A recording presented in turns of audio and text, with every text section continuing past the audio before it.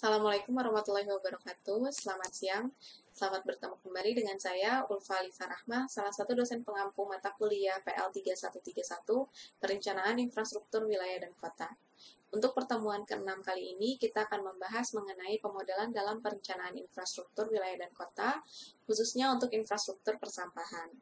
Nah, untuk segmen pertama, kita akan membahas mengenai pengantar perencanaan infrastruktur persampahan. Mari kita mulai dulu dengan memahami apa itu limbah. Limbah merupakan buangan dari hasil kegiatan manusia dan juga hewan. Limbah dapat berbentuk padat, lumpur, cair, maupun gas.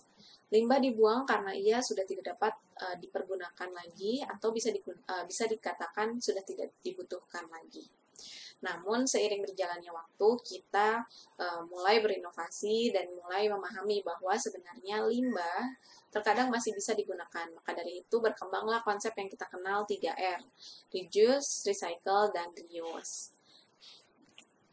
Nah, di sini kita bisa melihat bahwa limbah dapat dibagi menjadi beberapa kategori. Berdasarkan sumbernya, limbah bisa dibedakan menjadi 4 kategori. Pertama, limbah domestik, lalu industri, pertambangan, dan juga pertanian. Sedangkan berdasarkan fasanya, seperti yang sudah di-mention sebelumnya nih, bahwa terdapat 3 jenis ya. Padat, berlumpur, cair. Di sini sebenarnya kurang, karena sebenarnya limbah juga bisa berupa gas.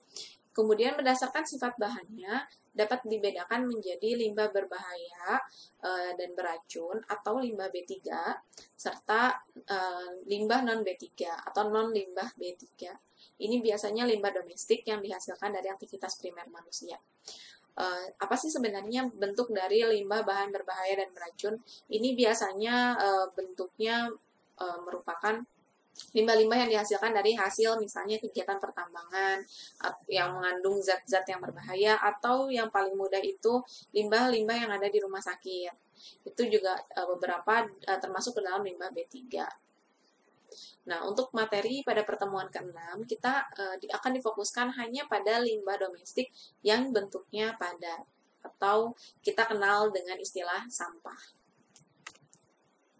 Nah, untuk pembahasan selanjutnya, kita akan membahas beberapa hal, diantaranya yaitu pertama penentuan kebutuhan infrastruktur persampahan, lalu akan mempelajari SPM bidang persampahan, ada juga teknik operasional pengelolaan sampah, dan juga penentuan rencana lokasi TPS dan TPA.